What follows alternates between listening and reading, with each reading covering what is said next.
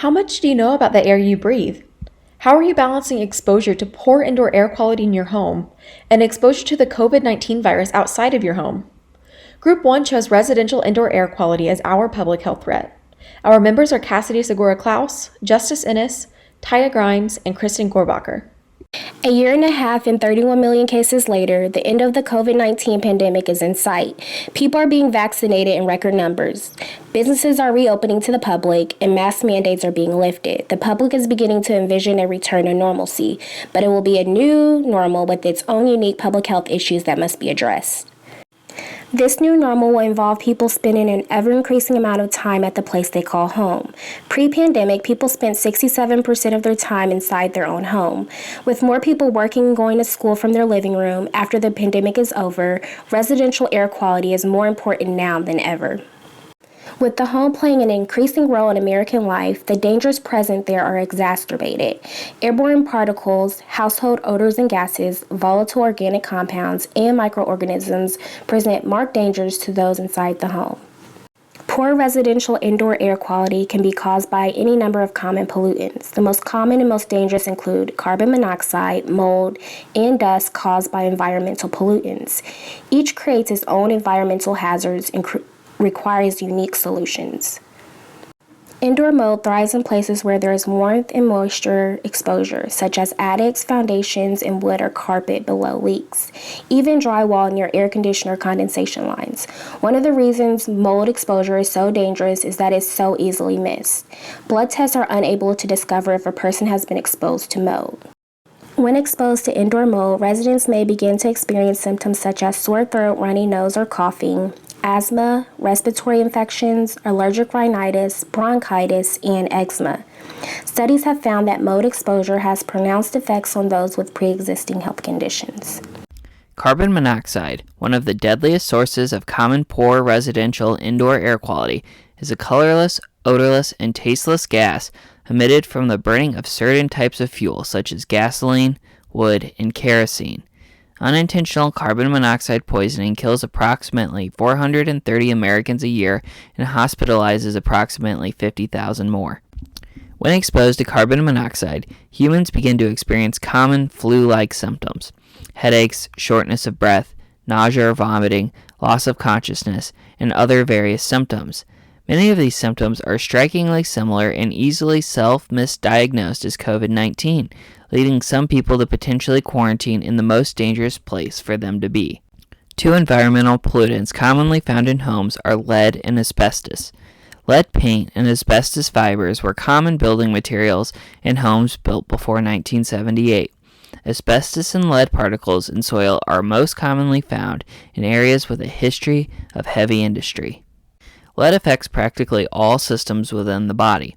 At high levels, it can cause convulsions, coma, and even death. Lower levels of lead can adversely affect the brain, central nervous system, blood cells, and kidneys. Asbestos can cause asbestosis, or scarring in the lungs, lung cancer, and, as you have all heard on late-night television, mesothelioma. In choosing if and how to address issues of mold, carbon monoxide, and other environmental air pollutants, the Indiana legislature must remember that all new policy will be set in the new normal. Indiana must consider that 1 in 5 businesses within the state are planning on having some of their employees continue to work from home, even after the pandemic ends. At the moment, Indiana has no residential air quality standards, although it does have standards for schools and state agencies. There are 2 initial considerations. Should all residential indoor air quality be regulated? And at what level and branch of government should the action be taken? A baseline of any successful policy is a properly tailored scope. Setting sights first on landlord-tenant relationships will lead to the greatest impact on improving indoor air quality for Hoosiers. The biggest reason is that, unlike homeowners, it is hard for tenants to take full responsibility for the health of their home. They are at the mercy of their landlords to ensure that the premises have a healthy air quality. Landlords will not welcome additional inspection headaches, and tenants may be hesitant to pressure their landlords for better indoor air quality measures out of fear of retaliation. Furthermore, landlord coalitions, tenants' right groups, environmental groups, and even trade associations are likely to comment on any proposed policy in this area. Indiana already requires landlords to provide safe, clean, habitable housing and comply with all health and housing codes. It also gives tenants the ability to recover for violations in court. But what is safe, clean, and habitable housing? Rather than leave it up to the courts, a more proactive solution is to promulgate health and housing codes that encourage healthy residential indoor air quality. Since we have decided to target our policy efforts on improving the residential indoor air quality for tenants, there is Senate Enrolled Act 148 lurking in the background. This 2020 bill recently became law following an override of the governor's veto. The bill preempts most regulation of the landlord-tenant relationship at the local level. Therefore, any new regulations must be taken at the state level. The legislature could direct the ISDH to adopt rules regulating residential indoor air quality.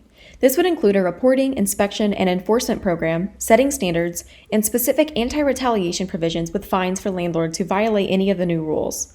The new chapter would be modeled on the current indoor air quality chapter for schools and state agencies and create a fund to support enforcement efforts. In the laboratory of democracy option, the legislature could repeal the portion of Senate Enrolled Act 148 that prevents localities from implementing their own landlord-tenant codes and allow each county to instead determine for itself how to solve these issues. Later, the state could retain local control, or it could adopt the most successful solution at the state level. This option allows for the most flexibility but will also take the longest to implement. A final option is for the governor to issue an executive order creating a task force made of stakeholders from environmental, tenant, landlord, and trades groups in partnership with ISDH, IHCDA, and IDEM. While it requires more lead-in time, this option could provide the state with needed data on residential indoor air quality to fill the tracking gap created by the lack of regulation.